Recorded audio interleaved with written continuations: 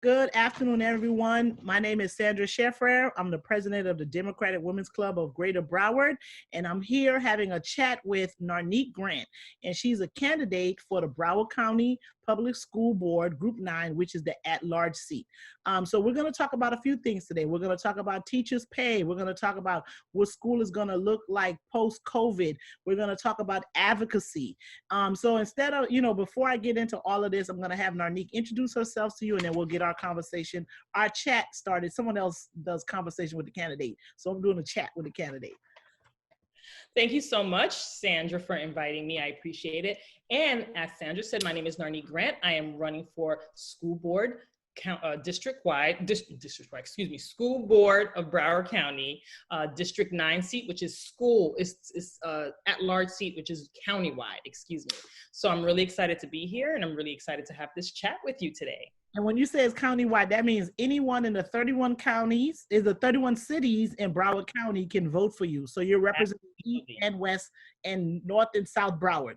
Absolutely. So everyone in Broward County has the opportunity to vote for me come August 18, 2020. Right. And the August 18, 2020 is the date of the primaries. But one of the other things that we're promoting is that people request the vote by mail ballots, right? So if you want to vote by mail, there's actually a different deadline that you have to keep in mind in order for you to do that. Won't you tell us about that? Sure. So you have to, well, it's two parts now. So if you haven't registered yet to register to vote, please do so. And you have up until July 20th to register to vote, as well as sending in your request by mail ballot by July 20th.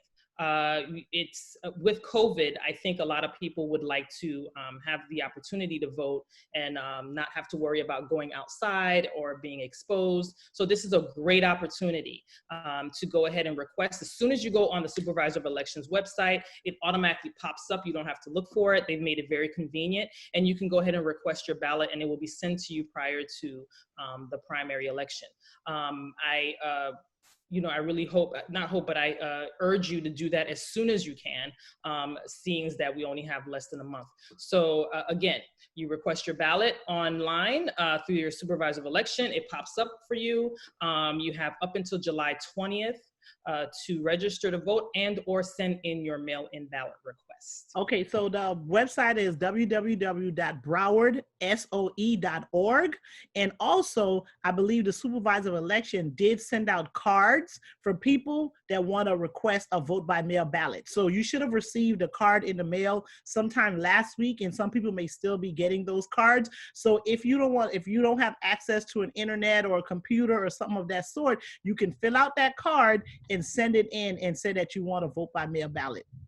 Perfect. Yep. Yep. Okay. So we're going to do that. So that date, that means that you have to request it and have it sent back in by July 20th, 2020. And those of you who don't remember if your signature is up to date, also, you can update your registration so you can make sure that your signature is up to date. So when you go in and vote, there's no delay with your voting process, okay? And I believe that card that was mailed out by the supervisor of election does allow you to update your signature on that specific card. And then you can mail it back. You don't have to pay for anything. It's already prepaid and mail back. They do have an option on there to update your signature. Even better.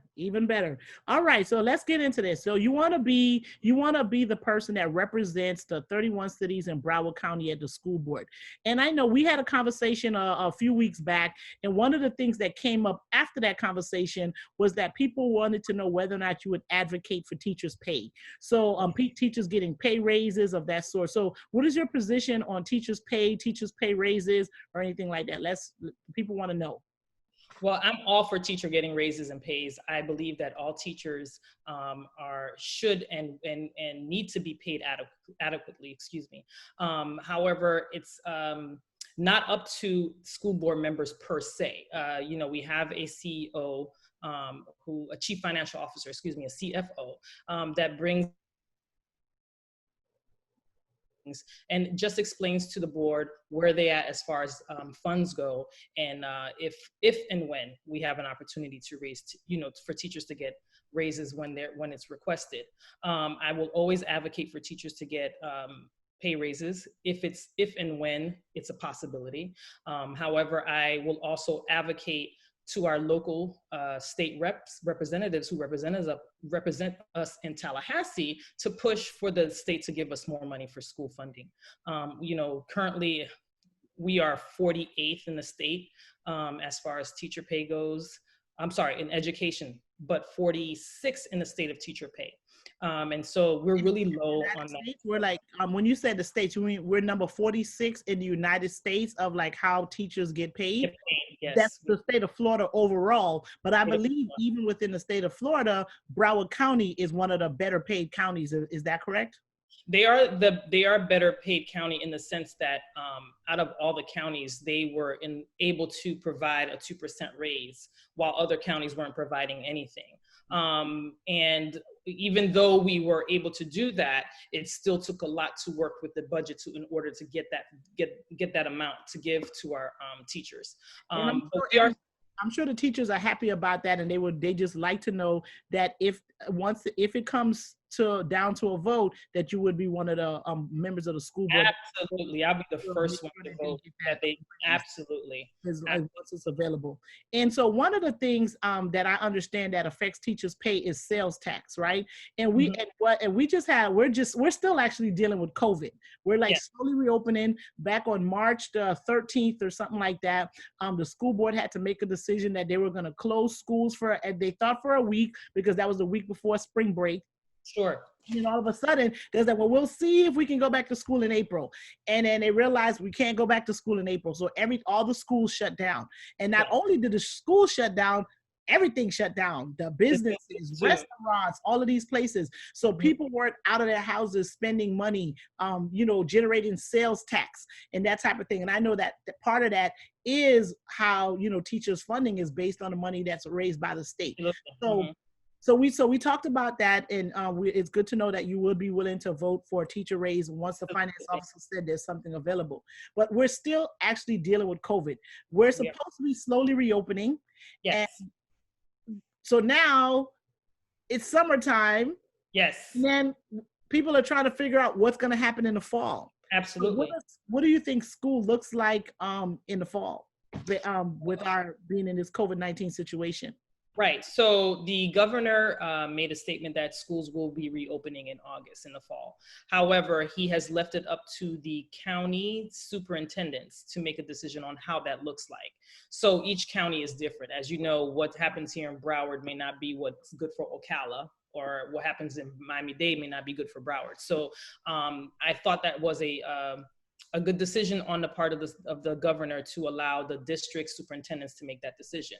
For Broward, ding, ding, ding, there's a meeting tomorrow, and it's important that everybody go on when you say tomorrow, the date is June 16th, 2020. At 10 a.m. This is a workshop. It's not a full board meeting, but it is a workshop where they are discussing the reopening and how it will look like, or the preliminary stages of planning on how it would look like. So it's really important. I urge every parent, every guardian to go on the www.browardschools.com. And on the top, you'll see where there's a menu on the top, and on the top there is a school board. You click on that. There is another part where you can see meetings, televised meetings and agendas. You click on that, and then you'll be able to see how what's going on and what they're going to be talking about. It's important that you get engaged because they really are heavily relying on parents, teachers, and stakeholders from the community to help them along with this decision. I know that they sent out a survey a couple of weeks ago, and from what I heard, the response was that about 60% of the parents don't want to send their children back to school. Right. So what I learned from that is that 35% and another 31%. So there's like 33%. There's a talk of what do they call it? A hybrid option, and then the 30% that doesn't want their kids to go to school at all. So they base that 60% on that. with the hybrid and those that don't want their kids to go to school, and trying to come up with an idea. So a fair answer would be many of the parents are not comfortable sending their children back to school unless there is some stringent guidelines that protect their children from getting sick. And even with those parents, so because again, remember, you're the at-large person on, you're trying to be the at-large person on the board. Right. And so I grew up in Little Haiti. My parents, that's in Miami, but I've lived in Broward since 2001, but I grew up in Little Haiti. My parents, and a lot of the children that I know that in that neighborhood, their parents don't have any computers or an email address to check. Do you know if the school board had a way to reach out to parents who may not have responded to that email? Because some parents might say, oh, I don't want to send my kid back to school. But if, like my mother who worked 2 jobs, she worked day and night. She can't have us at home. She needs us to go somewhere, right? She needs us to go somewhere, get some lunch, you know what I mean? Like, so she don't have to kill her grocery bill. So do you know if that, if the segment of the population, some of the underserved community participated in that survey? If not, so the survey would have, when I was reading it, and then all this information is on the district website. So there is an agenda that's attached to the meeting that's going to be happening tomorrow, and you can click on it and it tells you the demographics. I think they got about 30,000 parents to respond. And it doesn't specifically say if they've reached those parents who are kind of hard to get into touch with. However, in the slideshow that they have that they will be presenting tomorrow, they have factored that in the sense that they're going to work on ways to reach out to those parents. So that is key. That is a key component, and they're going to make it a priority to make sure that they get feedback from those parents and find out where they are and how they can best serve them. I'm hoping that, although I read it and there's a lot of stuff to look at and there's a lot of stuff to digest, but my sense of it is that they're working. I believe that each school will be working on trying to serve the needs of their group of children. So that's a good start for me, because I always wanted to make sure that each zone, because some schools are in zones, certain schools have certain zones and they have like a cluster of schools that work together.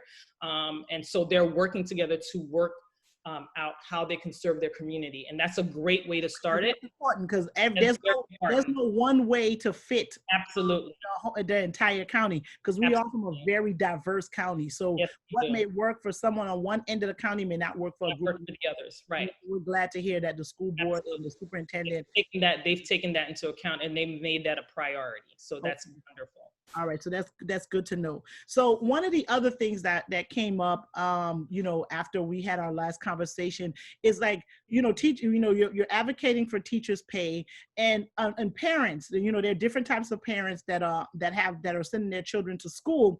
And school choice was one of the things, right? So some parents want to send their kids to charter schools. Some of them want to send them to public school. Some of them are trying to get them into Nova School. What is your position on school choice? My position on school choice is a parent is always the chief person to make the right decisions for their children. And if a parent makes the decision to put their child either in a charter school or public school or a magnet school, I fully trust that the parent knows exactly what that child needs. I am fully supportive of school choice. I believe that, every kid doesn't learn the same way, and a parent knows their child best, and they make the best decisions for them.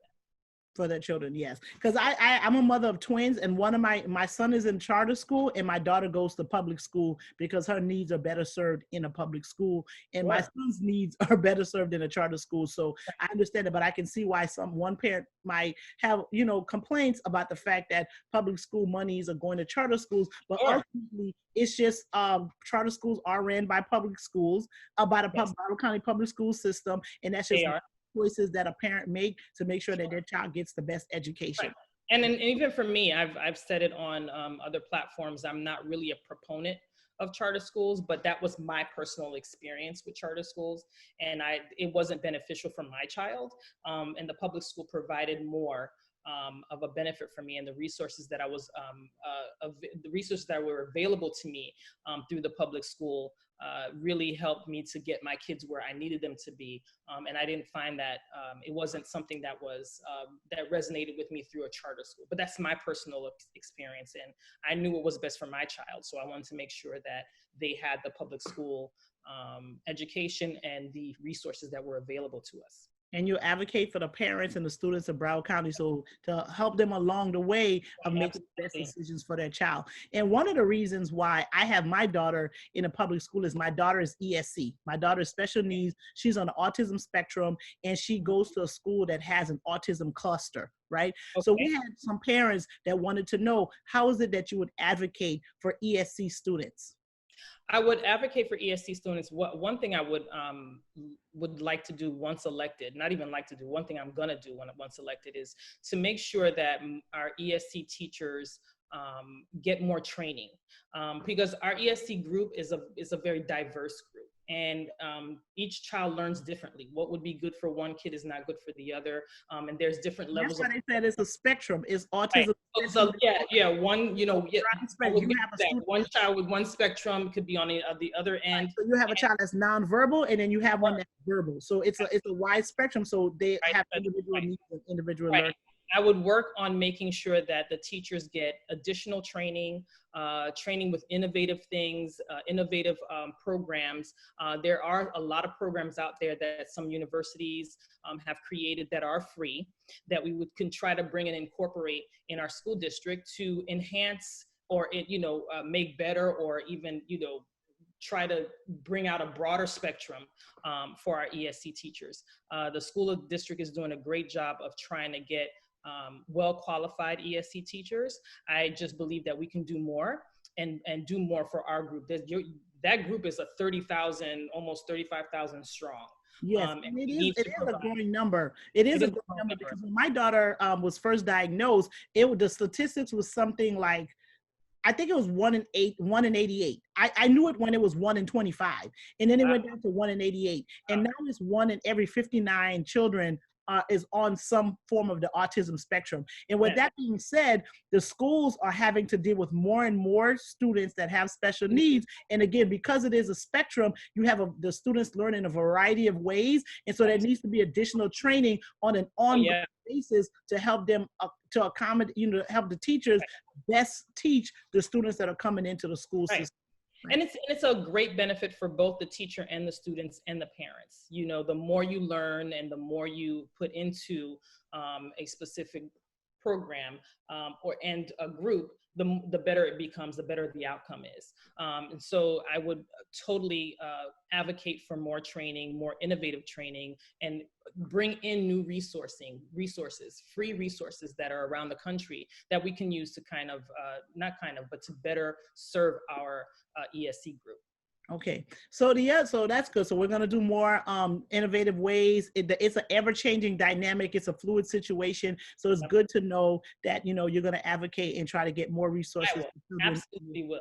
So we have ESC students on one end, and then we have like some kids that that have some challenges, and every now and then they find themselves in a little bit of a legal pickle, right? Yeah. Or they could have found themselves in maybe going to the juvenile detention center, and they call it JJC in Miami. It's probably something else in Broward. So I've heard of something called a Promise Program. What do you know about the Promise Program, and do you support it? Number one, I do support the Promise Program, and the information that I do have of the Promise Program, that it is a program that deals with children holistically. Is not a program just dealing with one behavior or isolated. They deal with children. One instance is that, if you've been suspended from school, and instead of you being home, you do, use those centers to be in school, so you won't be out of school. So that's one of the things. But the major part of the Promise Program is to mitigate the school to prison pipeline. That's why it was created.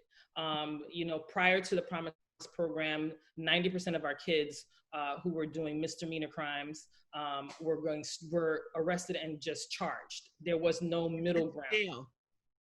Yes, they were sent to jail. Okay. And unfortunately, that was, it was a growing number. And the minute we presented and added the Promise program to the district, that number dropped considerably. And I believe, I wholeheartedly believe in this program because, you know, around the country, you hear the term school to prison pipeline, and it just doesn't stop there. It ruins that child's life for the rest of their lives. Right. I remember I teach I also teach, but I teach on a college level. And I remember reading something somewhere that when they're building prisons, right, they build the prison population based on test scores of third graders. Right. So when you take the testing in third grader based on like how those students scored, there's like, oh, this kid is going to end up in jail. And so we got their space for them, you know, when they turn 18 or whatever. Yeah. What can we do about that? Is that something that the Promise program is looking to, it was set up to avoid? The Promise program was definitely set up to take a child that would have most likely been arrested and had a record, and take them and provide an alternative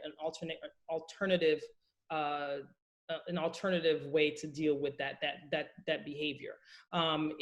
One thing I love about this program is that, especially if the behavior is one that requires them to get into the Promise program, and that's another thing. There's a criteria you have to meet in order to get into the Promise program or to be recommended to the Promise program. And when you do meet those criteria, they don't just deal with the student alone, as I mentioned earlier. They deal with the parents. They deal with the overall environment. There's counseling. So it's a very vast program. It's not just one size fit all. They work around the child. I didn't mean to interrupt, but what are the resources that they provide for the student and that family to keep this child from either getting into trouble again and possibly not graduating high school? Right. So they provide counseling, as I mentioned, but they also provide continuous education for both parent and child. And there is a system of monitoring that they do as well. It's very important that the Promise program does a check back as well. So it's not that they just do the program and then leave. There is also they also follow along to make sure that they're still in that same path, and continue on.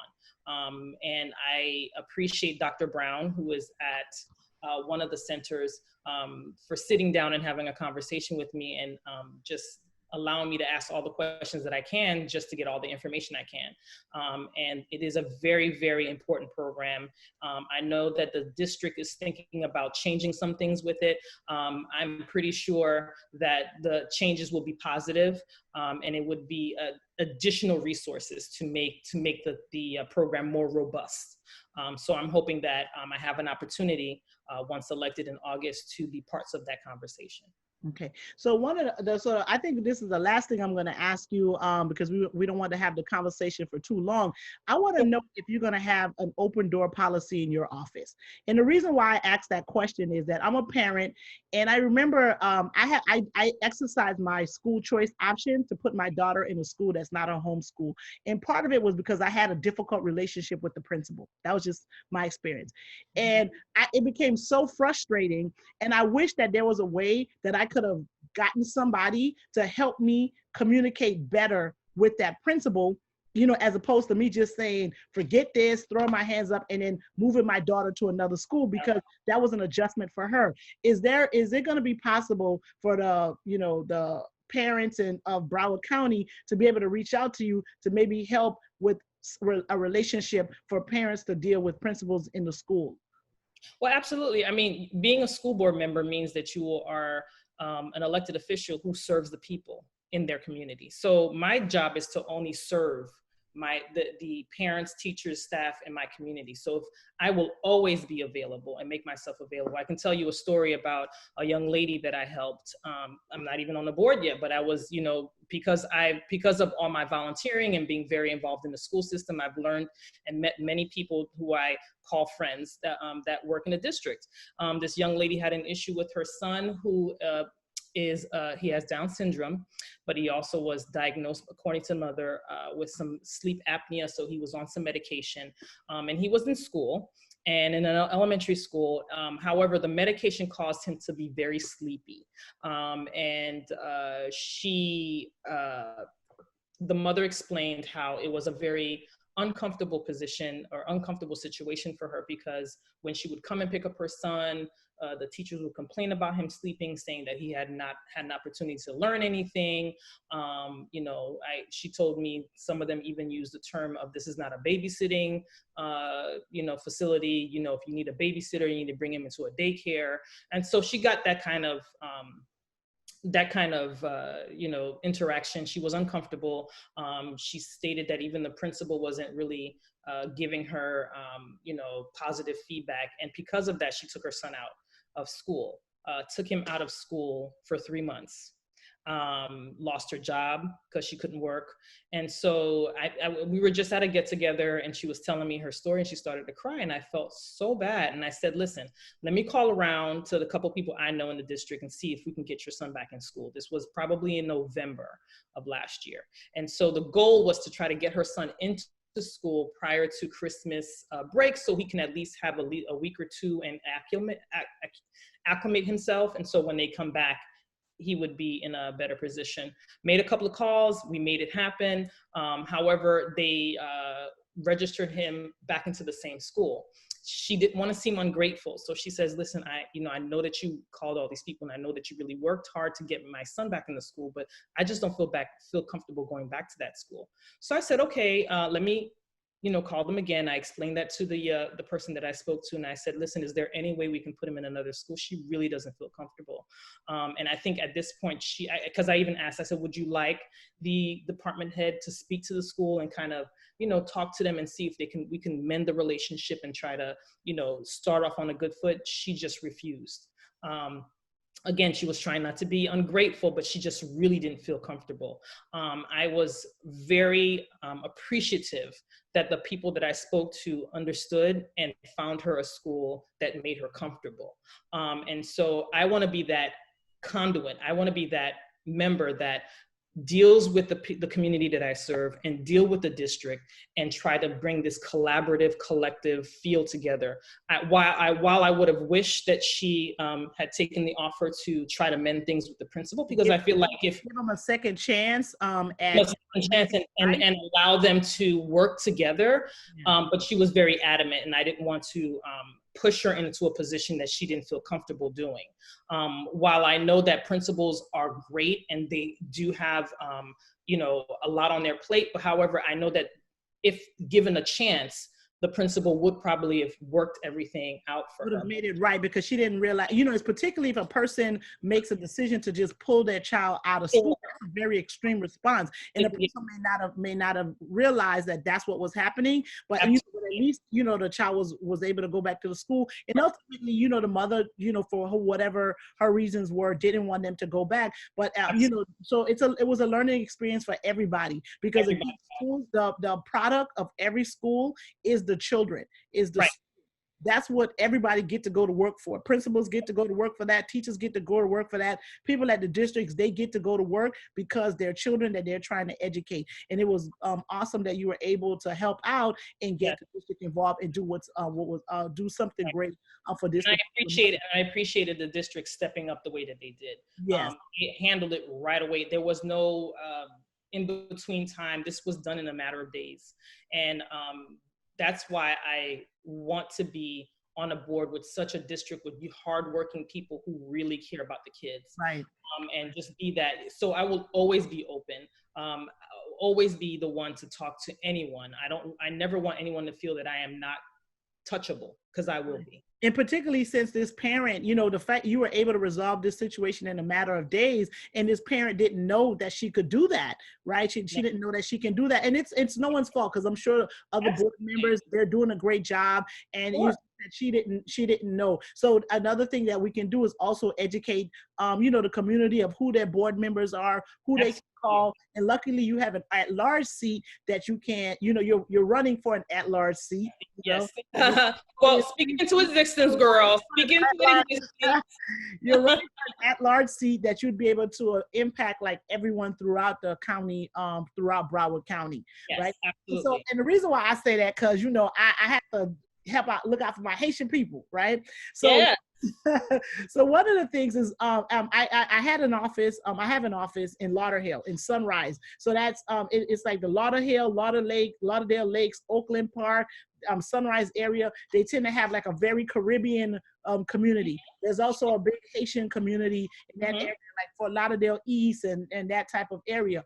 And I remember that I had a situation where and I think other people have, parents go into the building and no one can speak to them, right? So the kids speak English, but the parent doesn't speak English. So the parent has to rely on the child.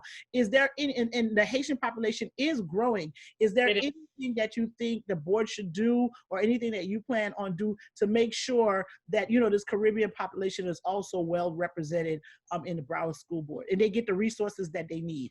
Absolutely. And that's a great question because I am Haitian American. So my family's from Haiti. And I do speak Creole. And during my time volunteering and substitute teaching, I've been called upon to translate.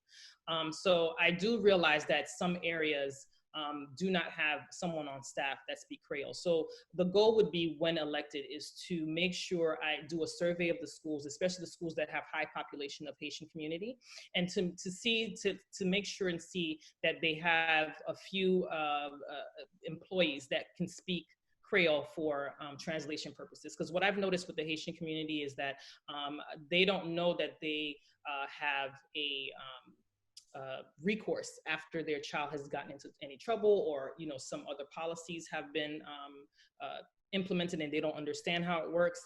And so what I've realized is that many Haitian parents are not aware that they have an opportunity to challenge something. And even when they go to the school has a responsibility also to communicate that information to a parent in a language that they understand, so definitely. And because you have more Creole speakers on staff, that doesn't mean that somebody else is going to lose their job, right? Because that's always the concern. People are like, well, if you about to get that person a job, does that mean somebody else has to get fired? No, that's not necessarily the case. The more multilingual we are, the better we are. The better we are. And the better we are to serve our community. Because, Broward County is a very diverse county. The Haitian population, well, not population, but the Haitian community makes the #1 Caribbean community in Broward County. And our Jamaicans. So we have a very heavy, Caribbean population here in Broward County. So we are extremely diverse. Right. So multilingual, it's almost required, just so we can have a full and rich, robust district. So it's important that we do have that. And that's one of the bonuses for you, is that you do bring a certain level of diversity on the board. And diversity is not necessarily color and gender or anything to that effect. It's just that you're bringing a different cultural perspective that's important in our county that has, millions of, I think there's over 1 million people of Haitian descent living in Broward County. It might even be more than that. So that needs to be represented. So you do bring that added diversity to the board. So thank you for having a conversation with me. So now I need you to tell everybody how to get in touch with you, how to give you money, how to volunteer time. Because a county-wide seat is a very expensive seat. So you can reach me at my website. Well, not reach me, but you can go to my website and review my my bio. It's www.narnikepierre-grant2020.com. Let me repeat that again. narnikepierre-grant2020.com. You can find me on Facebook, Narnike Pierre Grant. Actually, it's not Pierre, but it's Grant, Narnike Grant at BC, which is it, Broward County Public, BCPS, District 9 on Facebook. Instagram is Narnike Grant at BCPS. I don't have a Twitter. I'm getting one. I'm working on it. I'm not like the kids that can go from, so you got to get that Twitter. Got to get that Twitter though. I'm getting it on. I'm working on my Twitter. So we can find you on Facebook, IG, Facebook, Instagram, and you have your website. Correct. And one more plug I wanted to say, please, please, please fill out your census form. Yeah. We need dollars. Absolutely. We repeat that one more time, Sandra. 2020.gov is the website. 2020.gov. Please, please, please fill out. It takes a few minutes on your phone. You can do it on your phone and fill out the census form. We really, really need these funds more now than ever since COVID. So it's really, really important that you guys fill that out, because the education, the education department does get some of those fundings. We heavily rely on it. So please, please, please fill out your census form. Yes, and they sent you something in the mail too. You should have gotten something in the mail that you can also fill out to send back. There's also a phone number that you can call. Don't get me to lie in. I can't tell you what it is, but I don't know the number either. I just know the website. You'll find a phone number, and they have it in multi-language, a bunch of languages. So if you're not fluent in English and you need it in a different language, they can get somebody on the phone with you that speaks your language to help you fill out the census, because the number of people in an area, that's how cities and municipalities get funded, and they need to be counted.